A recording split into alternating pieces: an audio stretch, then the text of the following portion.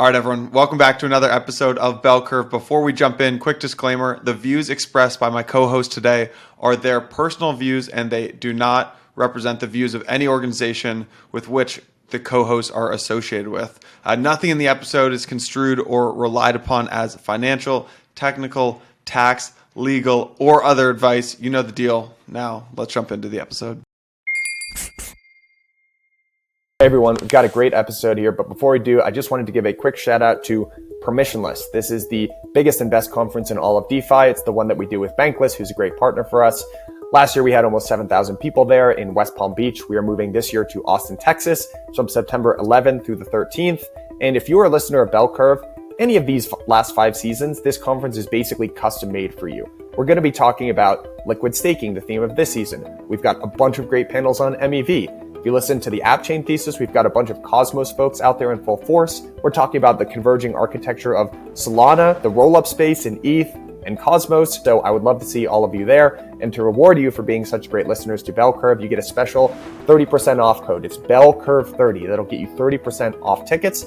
Click the link in the show notes and then head over to the permissionless site and make sure that you get your ticket today. Again, that is BellCurve30. Click the link in the show notes. All right, everyone, welcome back to another Roundup edition of Bell Curve. By popular demand, you've only got the best 2 of the show today. Michael's 1 and 2. Michael. Well, yep. The best addition by subtraction. Addition by subtraction. In the beginning, when Jason and I were doing podcasts, we used to listen to each other's shows. And he was like, so I've noticed every podcast, you just start with a dad joke and then go right into the content. I was like, yeah, I guess I do that actually. Whatever, man. If it works, it works. It works, it works.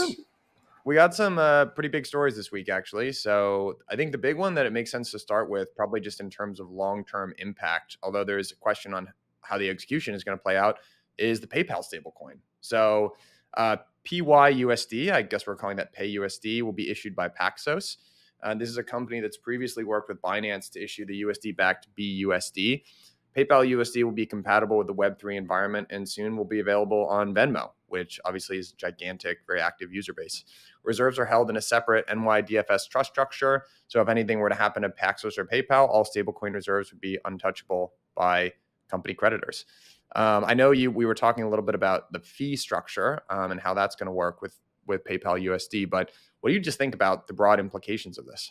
The big things are, if you break it down, you've kind of got everything that's going on in Washington right now as a backdrop to all of this.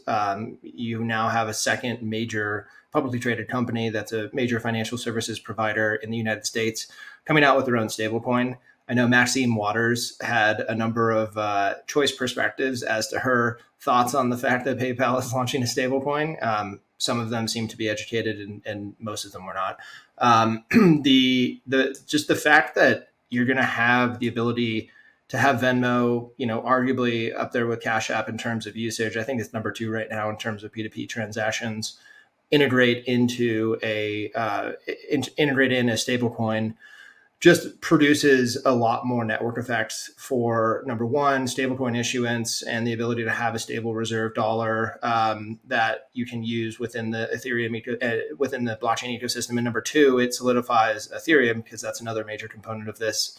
The Pi or PayUSD will be based on Ethereum as well, at least initially. So I think it solidifies a lot of the narratives around stablecoins being a core component. We've known that for a long time, and Ethereum being the core substrate for DeFi.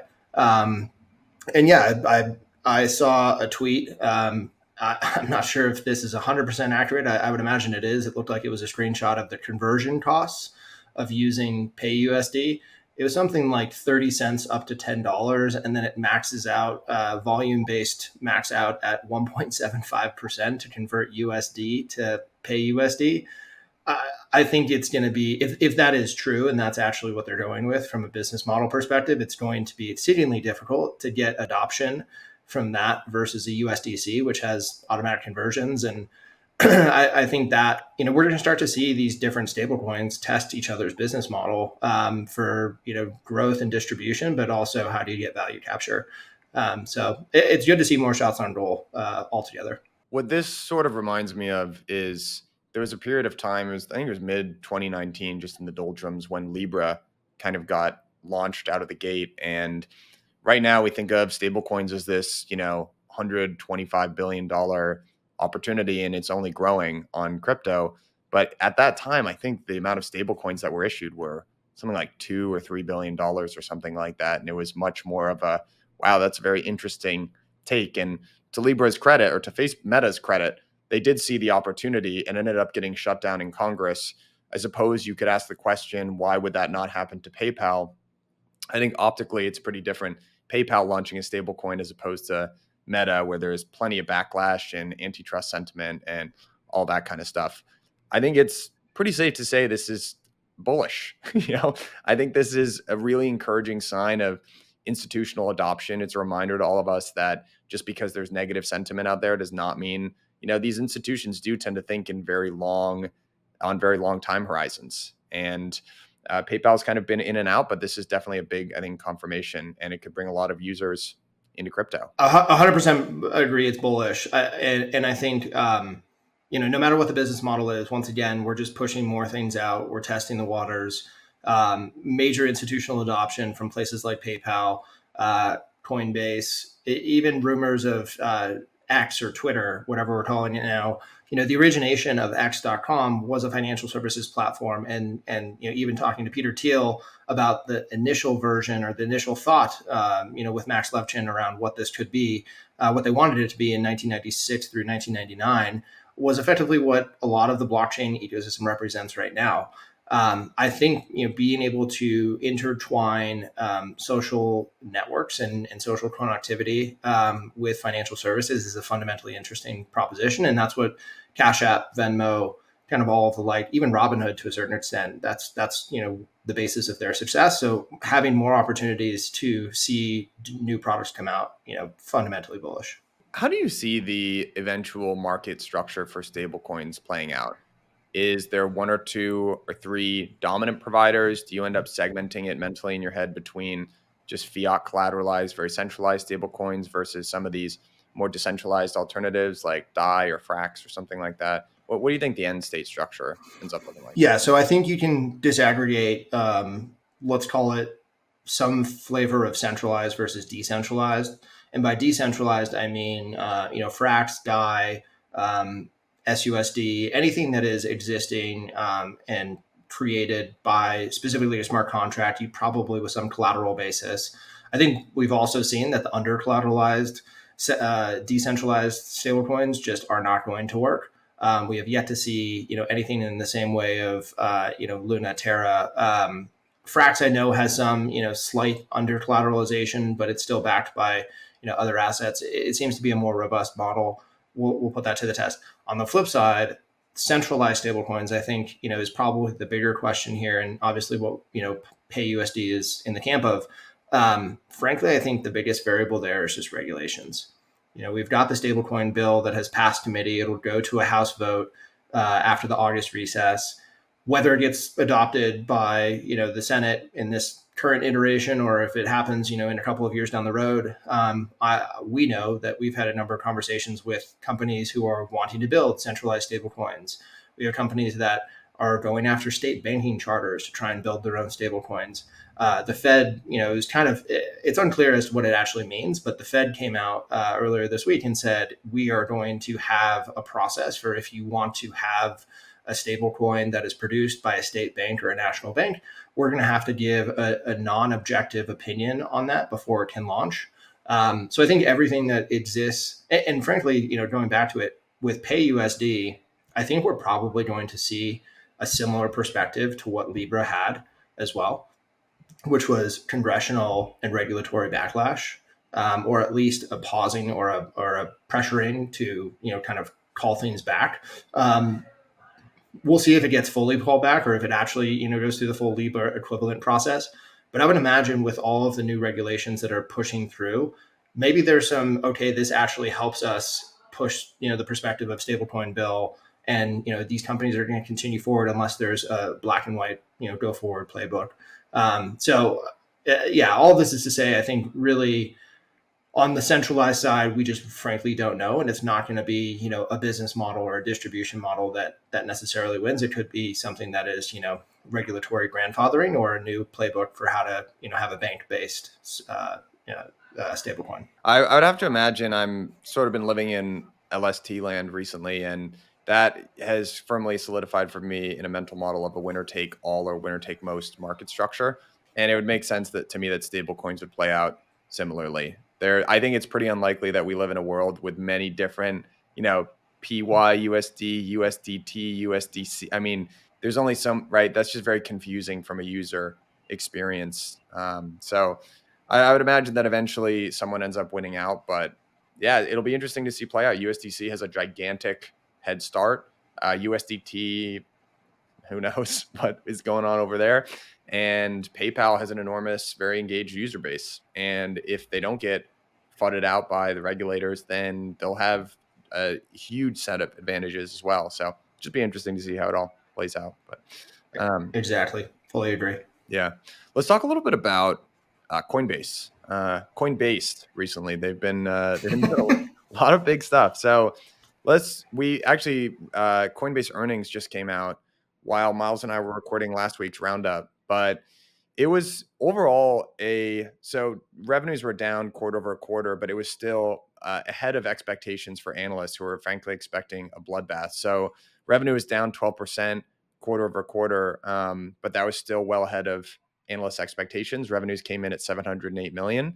For the first time, I think the thing that stood out the most to me from this earnings call was that their subscriptions and services contributed 51% of their revenue at 327 million. So they actually did more from subscription and services than they did from transactions. And that's always been the knock against Coinbase, right? They generate most of their fees from, pretty transaction costs from an uninformed retail base that are kind of getting scraped on that.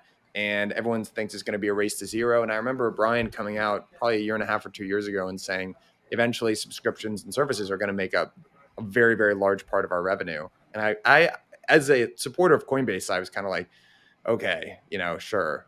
But how are you going to do that? And to their credit, they've done it, and they've done a very good job at it. So, I mean, what did you think about earnings? Positive and kind of exactly what you would expect. I also too was surprised by that. I mean, the transactional revenue, Wall Street is so interesting. It's funny. They want, predictable revenue growth is exactly what Wall Street wants. They want you to beat, but not beat by too much, because then you're outside of the bounds and maybe something's wrong with your business model. And they want you to be predictable and being able to forecast your guidance and be accurate about where it's going next month. Well, the best way of having a successful business that has predictable revenue growth is something that isn't transaction based, where not only is it a race to zero potentially for transaction fees themselves per volume, but it's also something that's highly cyclical. And we've seen that as well, where as the crypto market ebbs and flows, what seems to be every 3 to 4 years these days, transaction revenue is going to ebb and flow with that. And so, the shift is fundamentally important for the success, the long-term duration success of Coinbase. And they knew that a couple of years ago. And it's great to see that. I mean, the things that are really contributing to that success right now are twofold. One, interest income. So as they have USDC, we're talking about business models of stablecoins. Interest income, is one of the core variables that gets put into that bucket. But then you also have all of the services revenue that stems from staking. And I think we're going to, as you've been talking about, LSTFi or LST summer, whatever the common phrase is now. I mean, the new target of how much ETH is going to be staked, I think, is higher than basically anybody else predicted. I remember talking about this maybe a couple of months ago, right as the merge was going in, and we were saying, oh, all of this ETH is going to become unlocked and you're going to see a massive withdraw queue and blah, blah, blah. Well, in fact, the withdraw queue has been effectively at zero for the last 2 months. And the queue to become a validator has been at 60 to 70 to 80,000 waiting, which is about a month of time.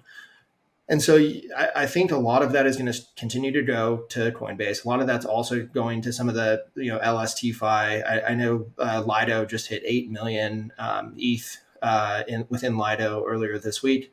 But I think those numbers are going to continue to crop up. I wouldn't be surprised if we ended the year, at 30 to 40 million ETH staked. So there's obviously interest income, and CPI came out earlier today. It was slightly higher than expected. And for the first time since June 2022, the headline CPI number rose from 3% to 3.2%. I think that has to do more with, the previous year effect of, where the numbers were last year, because it's a year over year number.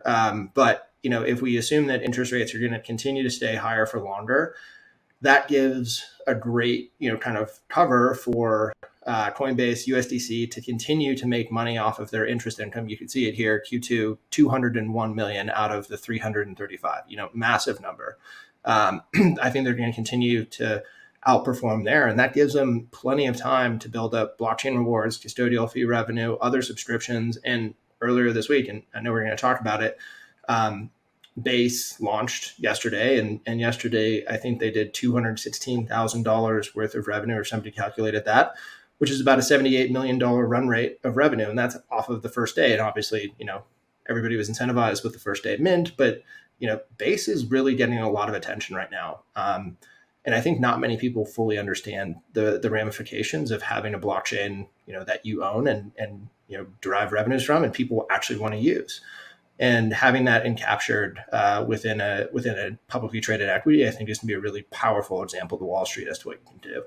Yeah, I tend to agree with you on all of that, Mike. So just to break down some of that, what we're looking at here for folks who are following along is we're looking at Coinbase's revenue, which is broken up into transaction revenue. So that's between their consumer and institutional segments. And then we're looking at their subscription and services buckets, which is blockchain rewards, which is, I think, primarily staking. Then there's custodial fee revenue, interest income, and other subscriptions and services. So I'd guess that's sort of a bucket of Coinbase One and other. The interest income, which has been a rocket ship, has gone down a little bit. It's about a 20% decline. I'd guess that's just because USDC's market cap is continued to decline, I think, since around like April or May of this year. But staking, to your point, blockchain rewards has trended up. And yeah, it was interesting to see. I was very curious to see how the analysts were going to discuss Base and if they were going to ask any questions about it. And they have, and they did. They asked a decent couple of questions about it. And I think Brian confirmed that the sequencer was going to be the way that they were going to monetize, which is very interesting to hear because there's a lot of talk about decentralizing sequencers, and talked about it on this podcast a couple of times, but I feel like it's a growing groundswell that maybe we don't actually need to do that. And that has big implications for value accrual on these layer twos. The interesting thing about Coinbase, I saw someone tweet this out, but one of the interesting opportunities that Coinbase has is they have the opportunity to actually do identity on Base. And we covered WorldCoin a couple of episodes ago. And while I think there are some qualms about WorldCoin, some of which are probably pretty well deserved, figuring out that proof of personhood idea has a lot of benefits. Mostly it's Sybil resistance, and you can do more accurately airdrops and stuff like that. So the ability for Coinbase to do that for customers on their layer 2 on Base is the way I would draw it. They kind of created this new category of, you used to have just CeFi over here and totally unregulated, lawless, Wild West DeFi over here.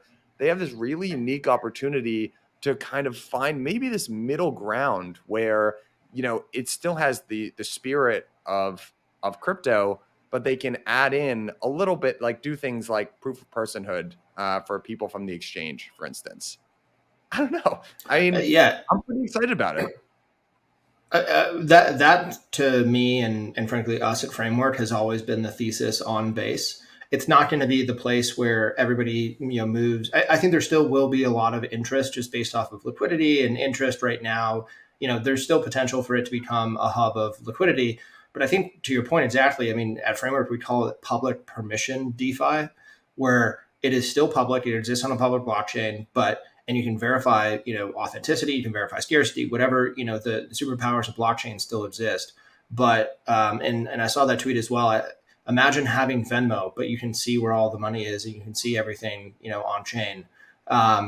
and that would require KYC. And imagine you get you attach your base wallet or you attach your Coinbase wallet to your base wallet, and you have a permanent KYC NFT that goes into your wallet that you can then use to verify KYC, and the different types of applications now that you can assume that the 40 million Coinbase customers now all have a verified wallet address is huge. I mean, that opens up the aperture lens for new types of financial products, specifically for US persons, because KYC is a requirement for that.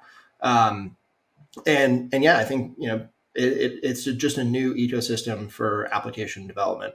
I think that's, one layer of it. I think the other layer too is also just the fact that there's a ton of interest right now. I mean, the whole bald situation, and you've got all this excitement and people are minting, all kinds of stuff. And it's sort of like the animal spirits when this stuff starts to happen and the hot ball of money starts to roll around, like that's when you can start to assess the tea leaves and see, okay, like, the green shoots exist. Like we can see where the market is trending and trajectory is up. But you have to start to see like the roll bit rolling into the Unibot, rolling into the base ecosystem. Like it just starts to compile. And so I also just love to see that. Me too, man. I'm so with you. Okay, let me ask you this question. Do you think, we had a debate about this on last week's Roundup, do you think that Bald going live on Base was a good thing or a bad thing for their rollout? Ultimately, a very positive thing. Me too. Really came down. And everyone was like, oh, well, is it going to erode the trust with consumers? It's like, no, it brings people in. Like people will hear about it because of it. And, like, oh, well, Wall Street's going to like get really scared and not trust the sanctity of this ecosystem. It's like, you think Wall Street actually understands anything about these ecosystems? Like, absolutely not. So no, I'm that was 100% positive. I don't think it was planned, but sometimes you have to get lucky. I did a little wish upon a star. None of the analysts asked Brian about Bald, which really would have been the cherry on top of that earnings call. But what are you gonna do? So good. But I agreed with you. I think Miles and I had this actually came out on different sides of this on last week's Roundup. But I think it was, what would have sort of crushed my soul a little bit is for Coinbase to say, hey, we're not going to have that kind of stuff on our chain. And I think this was actually an opportunity for them to let their hair down a little bit. And I don't know. I think is going to end up being a long-term positive thing, because everyone has this aspiration of, well, these aren't the customers that we'd like to have. Wouldn't it just be great if we had these utilitarian apps that people want? You have to meet the market where it's at. I don't know. Yeah, I'd like it too if we had less meme coins and more apps that were getting utility, but meet the market where it's at today and build towards something longer term. I don't know. Here's a strange analogy, but I've been thinking a lot about it because of, everything that's been going on this week. Think of it as the like tight, really buttoned up version of what is sports commentary and the professionalism versus Dave Portnoy and Barstool. Just the difference of, the sanctity and professionalism versus talking to where the market actually is and what those types of outcomes can actually be. It's sort of like the ESPN versus Barstool perspective completely. And I think Coinbase, because of, who they represented in the industry and, being publicly traded, what they could and couldn't do, et cetera, they haven't had an opportunity to participate in a lot of what's been going on in the community and the culture around crypto. And I think Base is actually a great opportunity for them to participate and help proliferate a lot of that culture without necessarily being directly involved. They're a technology platform now that anyone can build on top of. So yeah, I'm 100% with you. You gotta be able to go where the market is. And I think they've been stuck with hands tied behind their back historically. So I'm excited to see what they can do now. Yeah, me as well. Not to go too far down this rabbit hole, but I don't know if you saw that Penn did some big deal with ESPN and they actually cut Barstool loose. And I think Prez just got it back for $0, but it's 50% of the proceeds of a future sale. But wow. Well, yeah. So that's what I was referring to. It's just like the person who made the best deal of the year so far is Dave Portnoy. Sold it for $500 million and bought it back basically fully intact for $1. That is the whole thing of what I was referencing with Barstool versus ESPN. ESPN told Penn, allegedly, we will do this $1.5 billion deal with you, a 10-year license agreement to create ESPN Bet, which is the new betting platform that they wanted to have.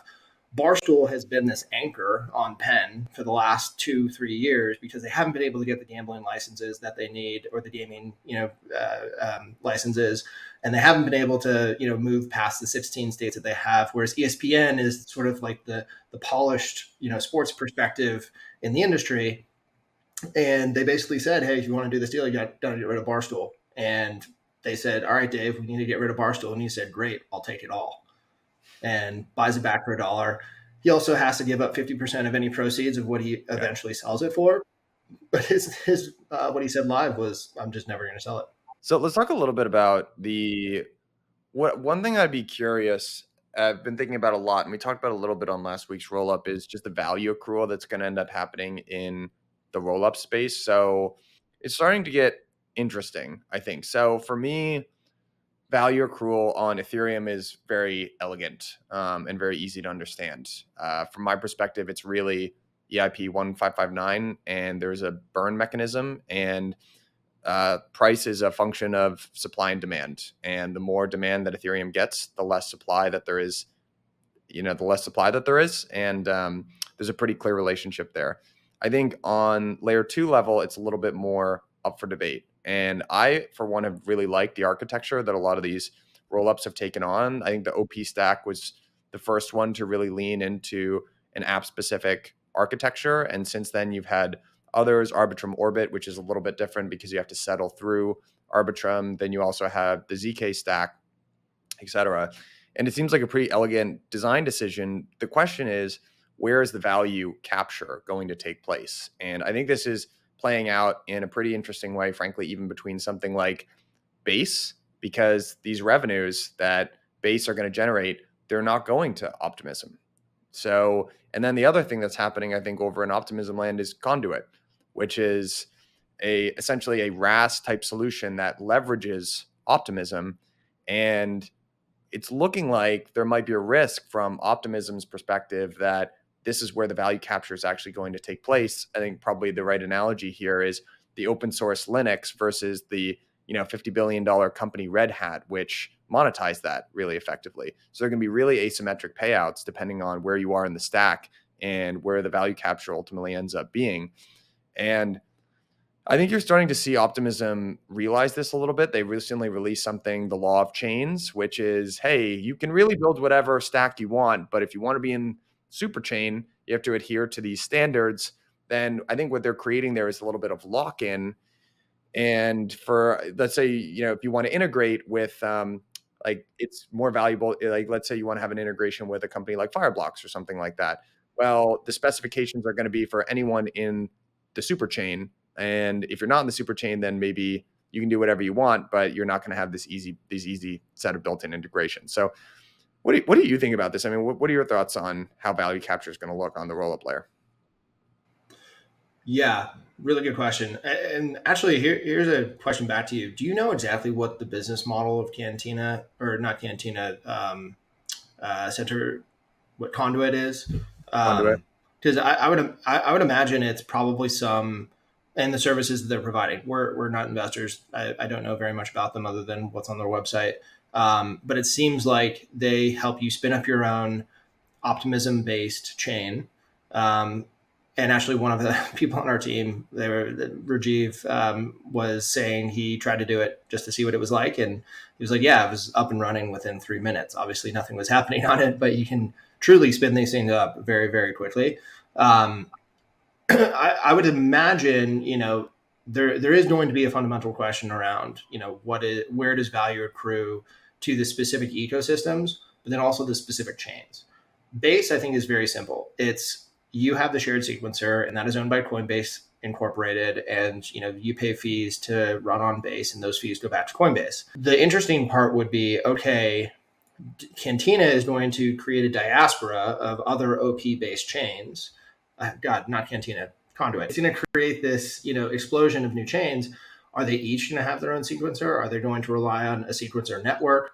Where does the value accrue in those ecosystems as well? Does that go back to the Linux equivalent Optimism, or is it something that gets accrued to a Red Hat because they're able to provide services? And we were talking about this internally at Framework, and sort of like what's the future potential of Conduit, and how are they going to work going forward? Easy to spin up. You pay a SaaS fee probably, and what do they do afterwards? Well, maybe they help you with DevOps, or maybe, but like Red Hat's business model isn't that you have Linux and it's this proprietary software that you can now pay them for. It's that they provide you services and DevOps and all the things that it takes to run at scale, and that's how they make their money. And it's I think a $25-30 billion purchase, so massive business on top of Linux. There's going to be a huge question as to like where does value accrue in the same way. I do think that there's an element here that's differentiated in that you do have a sequencer that's extracting value and it costs a certain amount to pay to use it, whereas Linux is just like it's free open source software. But it will be a question as to does eventually the Optimism stack decentralize their sequencer? Does it go to a different model where you can tap into a shared sequencer network, and that's the way that you pay for things, but then they also share revenue or something along those lines. The other interesting variable here, and so all of that's to say, like I don't know, but we're going to start to see a bunch of different models emerge of maybe run your own service, tap into an existing one and pay the existing one, or pay Coinbase to use build on theirs. The benefit though is I think you can be across all of these different ecosystems simultaneously. And so maybe it's sort of a let the users decide where they want to be type question. I know a number of the protocols in the synthetics ecosystem are talking about, what if we launched on Base? They're already on mainnet, they're on Optimism. And now the question is, well, what if we ported our stuff over to Base just so that we have coverage of all the different ecosystems? It's really easy if you're building on Optimism technology to be able to have it cross compatibility. So it might ultimately end up being you have all the different versions of all these different ecosystems with different value capture, and ultimately the users will decide where they want to aggregate and where most of the revenue is generated.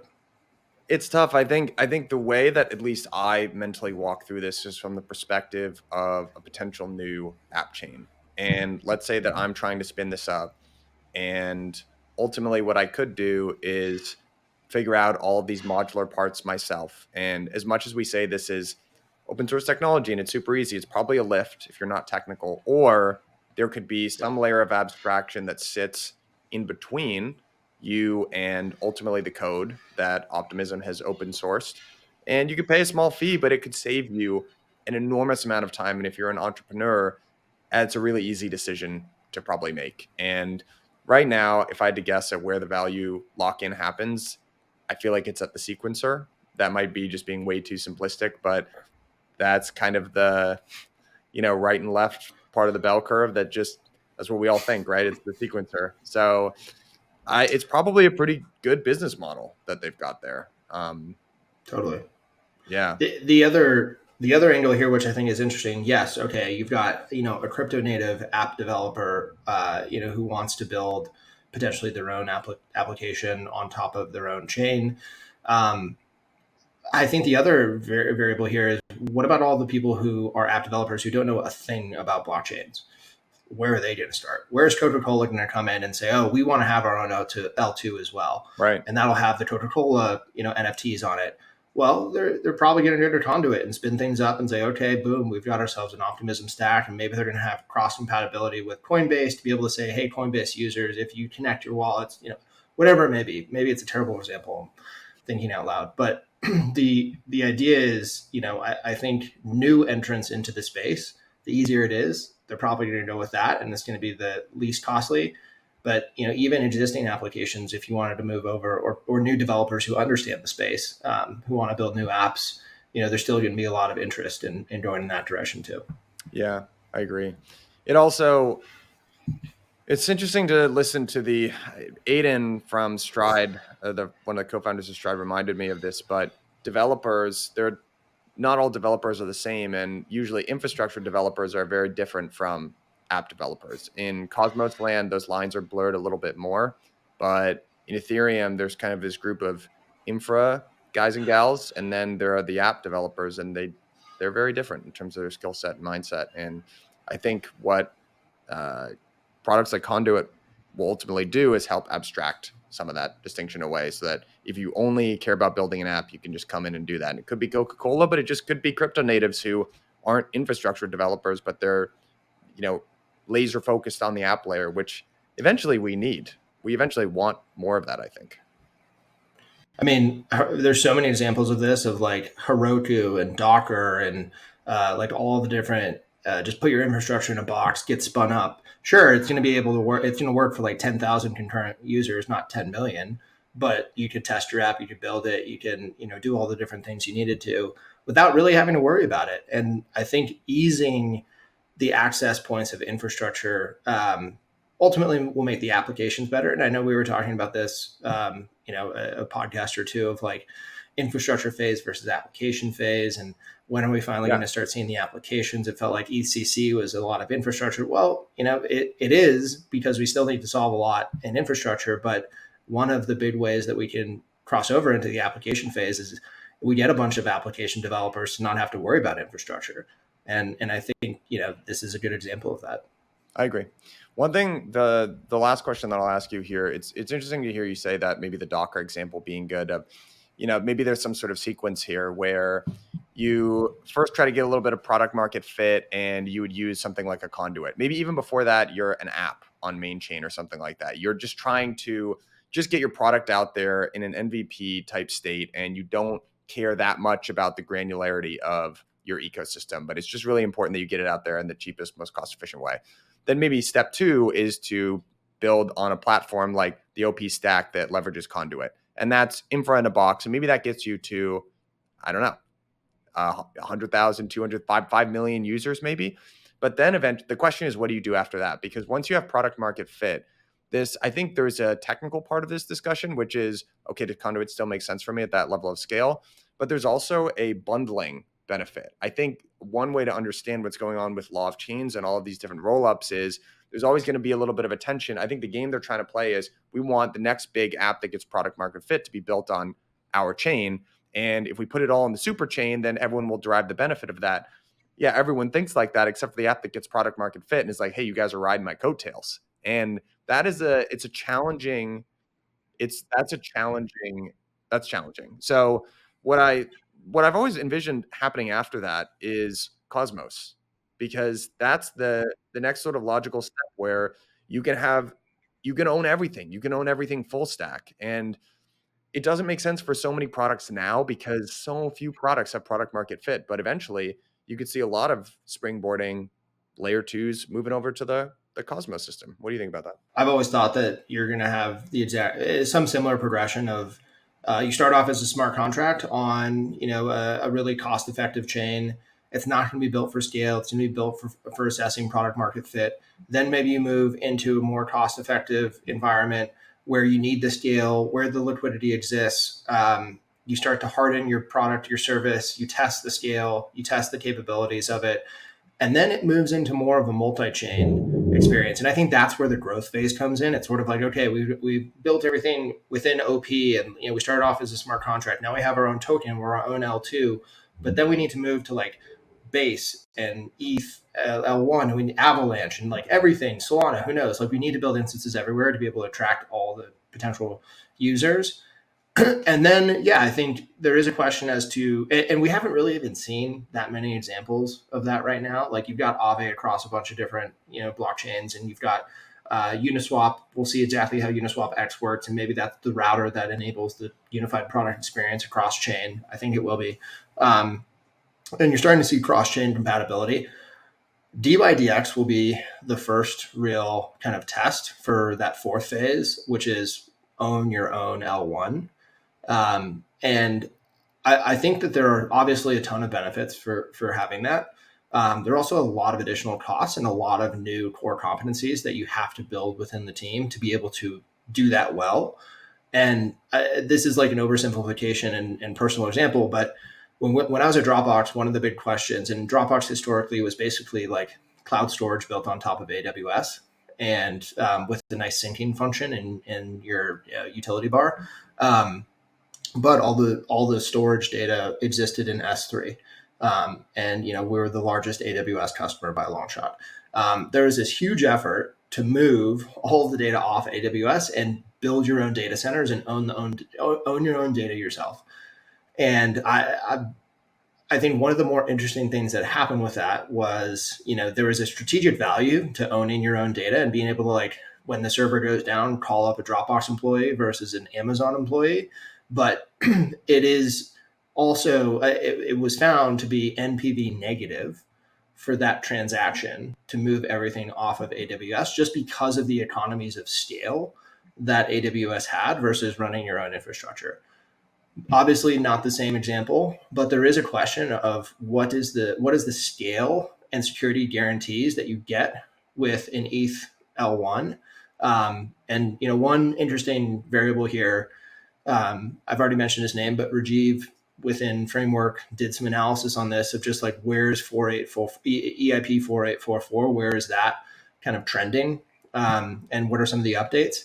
And the basic update is it's looking like it will be roughly 10 times cheaper for an optimistic chain to put call data on L1, at least Ethereum. And that does change the economics like pretty fundamentally in favor of maybe it is actually just better to put the security guarantees into Ethereum. The cost of call data is going to go down an order of magnitude. And you're going to be able to have like a pretty inexpensive to run potential rollup that you can have for yourself, maybe at that third phase of growth where you're running your own L2. Hat tip to him for all the analysis that he did and kind of the understanding there. But it does make it does beg the question of like, where do you want the value to accrue? Is it going to be something that exists in the sequencer layer and you kind of have differentiation on the sequencer we've been talking about? Or do you eventually get to a state where you're like, okay, I just have to have my own chain and I have to run my own security model myself? I think it's probably more of the former, especially if prices continue to go down for L2s. And then you differentiate on business model of the sequencer. So the point about call data being more inexpensive is, I think, a very good one. Someone posted a blog post a while ago, transaction throughput is overrated. And the point they were trying to make is, people cite TPS quite a bit in terms of cost efficiency, but really one of the big bottlenecks is data availability and the cost of posting data. So computation and throughput is obviously much cheaper, much faster on the layer twos, but there's still this bottleneck of Ethereum. Now, there are a couple other solutions to this, right? Call data is going to be cheaper with 4844, I think is the name of the upgrade. But there's also going to be some other data availability solutions. So EigenDA is one where validators that opt into running an alternative data availability solution will be able to process. That'll be another solution for posting call data. Celestia is another routing sort of solution. There was an interesting post from Dankrat on Twitter today. So I actually posted something about this a couple weeks ago coming back from Modular Summit, but kind of as an interesting thought experiment, if your chain, let's say you use the SVM for execution, you use Celestia for data availability, but then you settle to Ethereum, what kind of chain are you? And it's exactly, it's kind of interesting. And it's sort of a malformed question, to be honest, but all of the responses that I got were, it's the settlement layer. I'm not 100% sure about that, actually. It's a worthwhile question, I think. I think there's actually two different perspectives. Yeah. And it's a question of to whom are you asking the question of what blockchain are you? Is it the developers? Yeah. Because that's the settlement chain. Yeah. Is it the users? Because that's the execution engine. That's a really good point. Yeah. Point being, all this is just going to be exciting to watch how it plays out. And I think everyone's going to have their assumptions tested quite a bit in the coming years, but that'll be fun.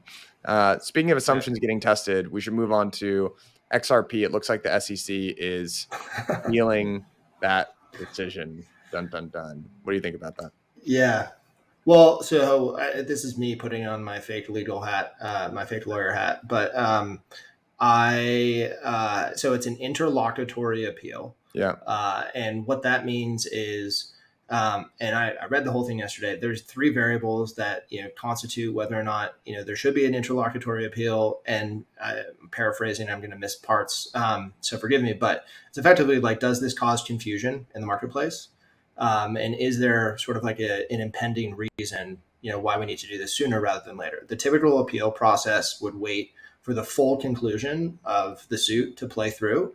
And that would also include the specific complaints against the former and existing CEOs, which is probably a year away. And so you can either file an interlocutory appeal on the existing summary judgments right now and see how that plays out, or you can wait for the entire thing to be finalized and then appeal either the whole thing or components of the case. And so they chose the former in that they wanted to do the interlocutory appeal, specifically referencing two facts. Number one, that the judge in the Terra case said effectively dismissed the motion for dismissal by saying that the precedent that's set in the Ripple case does not apply here. And that one is sort of a weak argument, but it's you basically saying like, we can't use the precedent set in the Ripple case to therefore dismiss this case. These are two separate cases. The bigger one I thought was the confusion that lies now in the Coinbase suit, which they also referenced, saying Coinbase has put through a motion to dismiss our case, and they referenced Ripple as one of the reasonings for why they should dismiss the Coinbase suit. So obviously, I think I obviously don't know exactly what's going to happen. I don't know where sort of the winds are blowing in terms of these perspectives. It seems like the timeline here is in the next weeks, not months, in terms of figuring out whether or not this will happen.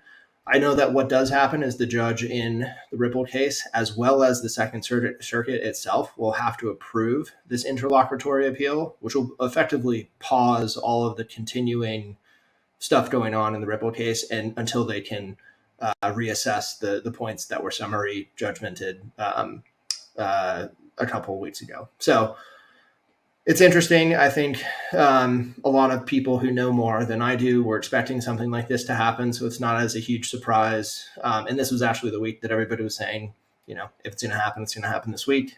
So it'll just be interesting to see how it plays out. I think, we can't hope for these different opinions and different judges to come and create the new standard. That's not how these rulings work. We have to have new rules and regulations.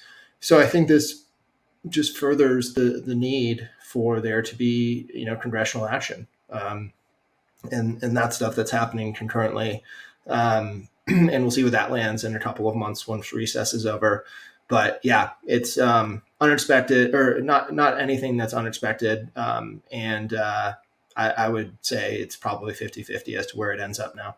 I think the generally expected, or the consensus would be that if this were to get reversed, then the only two crypto assets that would be pretty safe from being deemed securities would be Bitcoin and ETH. I think it's up in the air for almost everything else. And then I think you need to probably reapply the discount rate that you were applying on other altcoins, frankly. And yeah, it's definitely something very meaningful. I have no knowledge, really, no special knowledge better than anyone else listening to this show on how these things play out in court. So I guess we'll just knock on some wood and cross our fingers here, because that would kind of suck if it got reversed. I mean, the other thing here too is, okay, so let's say this does get appealed and it does go through, and it goes through in favor of the SEC. Well, the next step would be to reappeal, and I'm sure Ripple would do this, reappeal to the Supreme Court. And that's, obviously a choice that the SEC has decided to go forward with. But one of the perspectives that I heard is, well, if you appeal it, you run the risk of having it go your way the next time. But the next and final step after that is the final boss, the Supreme Court. And we know how they feel about overreaching administrative bodies, just based off of some of the rulings that they've had in the last 6 months. And that court's probably not going to change in the next 3 to 5 years when that would get adjudicated. So it is a risk for the SEC, as they progress this up and up the hill. You guys had an investment in Spearbit, now I think being formerly named Cantina, or that's the name of the marketplace that they're creating. But talk to us a little bit about that investment, because I feel like auditing is just so critically important these days for DeFi protocols, that we're coming off, 2 weeks off the back of the Curve exploit, and it just feels more than ever that we need to solve this issue. So, yeah, what was behind the investment, or whatever you can say? Yeah, so 100% agree on the need to solve this. It's probably one of the most glaring issues that has existed since day one that hasn't been solved. And it's not something that you can really solve with a clean, easy fix. Cybersecurity in general is sort of a whack-a-mole problem, and everybody continues to get more sophisticated over time on both sides.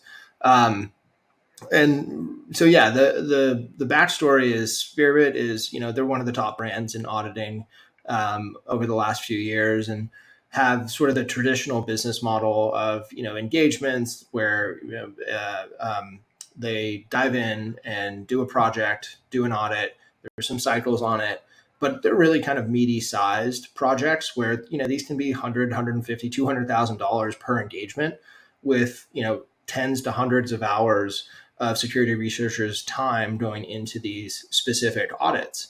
And that is big. They're clunky. They're kind of hard to schedule. Back in the bull cycle, you'd hear of people like pre-scheduling 9 months out for their audit with one of these firms, because they wanted to reserve that time so that they wouldn't have to wait another 6 months once they finish the work to be able to get the audit in. I mean, it's a finite resource, and these things take time. And so from that, and really kind of the thesis is Cantina will become more of a marketplace for security, where you can have bite-sized engagements and continued work with consistent security researchers who will basically become extensions of your team that can help with, hey, we can do a full engagement, we can do the full audit, but maybe you need to check an upgrade, or maybe you need to spend 3 weeks this week, and it'll be on more of a bite-sized per hour type engagement. So really kind of turning the security model and the existing business model of a lot of these firms on its head. I mean, the other thing too is, when you have an engagement, a vast minority of that total engagement value is actually going to the security researchers. And so they miss out on a whole ton of the economics that they're generating. And we feel like that's unfair. And we want to make sure that it is that we're lifting up security researchers and being able to create brands for themselves, whether they're full-time or part-time workers in this industry. Being able to have reputation, I think, will go a long way to creating long-standing relationships. And you'll better understand who the best people are, and they're going to be able to rise the ranks, and it'll be kind of a fun game to see how it plays out. So yeah, excited to see this new model go forward, and excited to invest in Spearbit. How are you thinking about managing in terms of one of the things that I always think about with marketplaces like this, where you're connecting two different groups of people who will mostly be working in an offline sort of environment? How do you ensure that people don't kind of come off the platform and end up, trying to circumvent Cantina and not pay the fee? Yeah, I mean, I think with any business, any marketplace, right, it comes down to a few things. It's sort of like ease of use. So how easy is it for the marketplace? If the marketplace is a point of friction, then you're DOA. If it's a facilitator of these types of interactions, then it actually is a lubricant. So things like payment, facilitation, and I think all of that makes it really easy. But the big one here is also reputation. And so if you have really high reputation on platform, you're able to garner more work or higher per hour work. That becomes your business, right? And I think a lot of that, you could think about it like in an Airbnb model of people wanting to be on the Airbnb platform because that's their inflow of new opportunities, and people will go to the branded place to find those opportunities when they're so when they're demanding the services, and supply will exist there. And so if you can build successful controls around easing friction and making reputation and revenue opportunities on both sides, I think that's how you build a really liquid market for this. Because really that's what it is. It's a marketplace for security. And there's a lot of other stuff that's in the hopper, in the works right now, but those are kind of the basic principles. It's been a week. Hopefully we come back with next week with more good news. Honestly, another PayPal type company launching a stable. But if this one thing that I have had a takeaway, just being in Blockworks for the years, the news is just so uncorrelated to price. Some of the things that have happened in the last couple months, news wise, if this had been a bull market, there would have been tweets with 10,000 likes and people would be saying the market's going up because of this. News and the market do not have the correlated relationship that people think. I really believe it. So I was actually thinking about this week, thinking about PayPal launching a stablecoin on Ethereum. Okay, if you take it all the way back and you bring it back to like 2017, Ethereum would have popped 100% on that day, right? Yeah. And it has a lot to do with like liquidity and interest, but that's like oh my gosh, Enterprise Ethereum Alliance is actually doing something and it's legit. It's not just promises of these BD relationships, which even moved Ethereum 40 or 50% when they announced that day. And you get one mature and you're like, okay, in 2020, if we had a couple of stable coins and we had a couple of DeFi protocols that were working, but then you have PayPal stepping in and the big brand, and they're going to bring, like, the institutions are coming, became real because the institutions literally got here. How big that would have been, like that would have been a huge day as well, and I think Ethereum was flat when PayPal launched this year. It's like, I think there is an element of the industry matures to where proof is in the pudding. Just because there's an announcement doesn't mean anything. Let's show me in the data after it's working. I think there's also some questions as to will they be able to get this, or is this going to be another Libra, announce the protocol, the product, and have Congress, show up on your front door. And then also we already have so many working, centralized and decentralized protocols, stablecoin protocols. And is the market saturated there with USDC? And the other one that we didn't really talk about on the decentralized side is DAI has had a heck of a week, with the DSR changes, and it's jumped up I think $600 or $700 million this week, and there's some really interesting stuff going on in the stablecoin market. So it's sort of do we need another one right now? But ultimately, this will be positive. I think the data will actually come through, and number of people who use PayPal religiously, and I'm sure would love to entertain using PYUSD, is actually pretty high. So I'm very hopeful for this one. I don't think it's just to be a flash in the pan. Yeah, me too. I think so. I've flip-flopped a little bit. We covered Maker's Endgame a little while ago where I was not super positive on it. I recently come around a little bit on it and think I still don't feel like I fully understand it, but I've started to change my mind on it a little bit.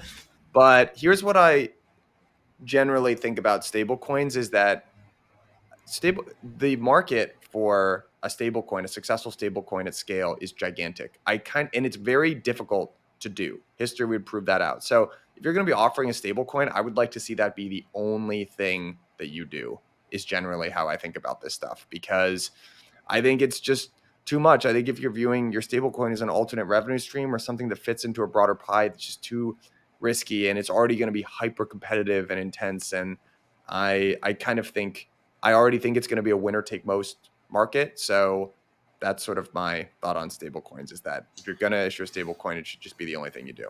Totally fair. And Endgame is going to be really fun to watch, is kind of my perspective. And I'm glad we're taking shots, trying different things. And so yeah, excited to see all that. But I agree. I think building your own currency is a difficult enough economic equation. Circle had 779 million in revenue for first half of year, already surpassing the 772 million for all of 2022. The private firm generated 219 million in adjusted earnings before interest, tax, so EBITDA, outpacing the 150 million for all of last year. They have over $1 billion in cash on the balance sheet. So it's been a tough couple of months from the market perspective, like a market cap perspective of USDC, but they've got a money printing machine on their hands. Definitely great for them. We need more Jeremy Allaire's and more circles. But it More actually vaults. makes sense because it is. I mean, think about it. June, July last year was when interest rates started rising. Yeah. And that's half the year. And we've just passed the first half of the year, and it's almost the exact same number.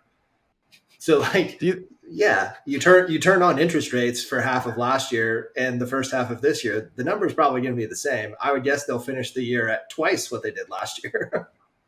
That's so, Michael, do you think when Jay Powell started hiking interest rates, Jeremy was just like, let's go, boys. Cartwheels.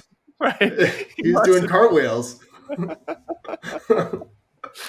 Yeah, I mean, it's an interest rate business model. So it is. It is. I feel like I agree though. I feel like it prints in both directions because in a bull market, there's just more capital coming into the space overall. It's probably good for your business, but in a bear market, there's probably a pretty high correlation between bear markets and when interest rates are going up. And then at the same time, stablecoin dominance probably goes up during a bear market, I would guess. A lot of people used to move entirely into Bitcoin, but now they probably go into stables. So what a business. Exactly. What a business that is. Yeah. I also don't think we're getting back to ZERP anytime soon. So I think they're going to be around for a while. No, I don't think so either. You referenced CPI. That report came out at 8:30 this morning. It was, I think, still below expectations. There was 3.2 headline versus 3.3 expected, but it was basically in line with, it was basically in line with what folks thought. And, it's not, Jay Powell did say during the last FOMC that he doesn't expect 2% inflation to come back until 2025. So that's probably an important date to lock down, but higher for longer. Higher for longer, baby. Higher for longer. Macro. We got our macro pod commentary in there. So I think we can end it on that, Michael. And see you here next week.